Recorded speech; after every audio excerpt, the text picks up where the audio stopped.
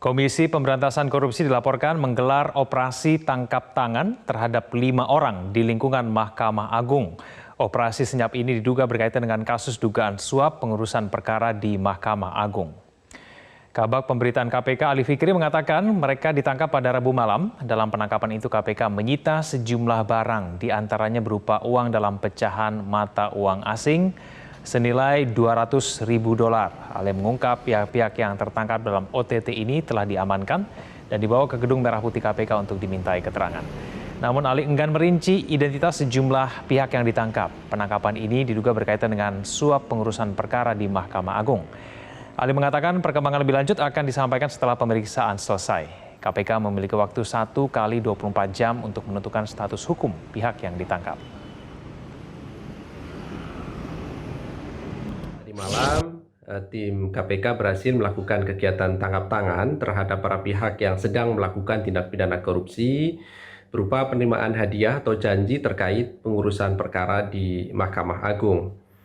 Saat ini para pihak dimaksud telah diamankan dan dibawa ke Gedung Merah Putih KPK untuk dilakukan pemeriksaan berupa permintaan keterangan dan klarifikasi oleh tim KPK. Jadi siapa saja yang diamankan oleh KPK dalam OTT terkait kepengurusan perkara di Mahkamah Agung? Informasi selengkapnya akan disampaikan Muhammad Reza langsung dari Gedung KPK Jakarta. Reza, apakah sudah ada informasi siapa saja yang diamankan oleh KPK dalam OTT pada hari ini? Egan, hingga malam hari ini belum ada siapa saja nama-nama yang secara rinci disebutkan oleh KPK terjaring OTT di lingkup Mahkamah Agung. Namun informasi terakhir yang kami dapatkan bahwa hingga saat ini sudah ada 5 orang yang diamankan oleh KPK yang saat ini telah dimintai keterangan di Gedung KPK Jakarta. Jika sebelumnya Wakil Ketua KPK Nurul Gufron mengatakan bahwa membenarkan bahwa yang ditangkap adalah Hakim Agung Mahkamah Agung, namun kemudian tadi kami baru saja mendapat informasi bahwa ternyata dianulir kembali bahwa bukan Hakim Agung yang kemudian ditangkap atau terjaring OTT ini, namun juga belum dijelaskan lagi siapa-siapa kemudian yang ditangkap atau terjaring dari OTT KPK ini, apakah ada hakim ataupun juga pejabat atau pegawai yang juga terjaring dari OTT KPK. Yang jelas bahwa kali ini OTT KPK menjaring atau menangkap dari lingkup Mahkamah Agung. Namun yang jelas bahwa saat ini ada 5 orang yang terjaring OTT yang seperti diketahui sebelumnya juga sudah dibenarkan oleh juru bicara KPK Ali Fikri, dan untuk OTT sendiri juga terjadi di 2 tempat, yakni di Jakarta dan juga di Semarang, Jawa Tengah. Dari hasil OTT tersebut juga ada barang buktinya, Egan. Barang bukti ditemukan adalah uang dalam pecahan mata uang asing senilai $200.000 Amerika Serikat atau senilai 3 miliar rupiah. Sehingga ini juga yang masih diamankan oleh pihak KPK, dan saat ini pun seluruh pihak yang kemudian diamankan atau terjaring OTT di lingkup Mahkamah Agung masih menjalani pemeriksaan atau pemeriksaan oleh penyidik ataupun juga masih mencari keterangan atau klarifikasi dari pihak-pihak yang hari ini terjaring OTT KPK. Egan. Reza, apakah ada unsur swasta yang ditangkap? Dan kemudian apakah ada informasi dugaan tindak pidana korupsi apa yang dilakukan oleh pejabat MA ini?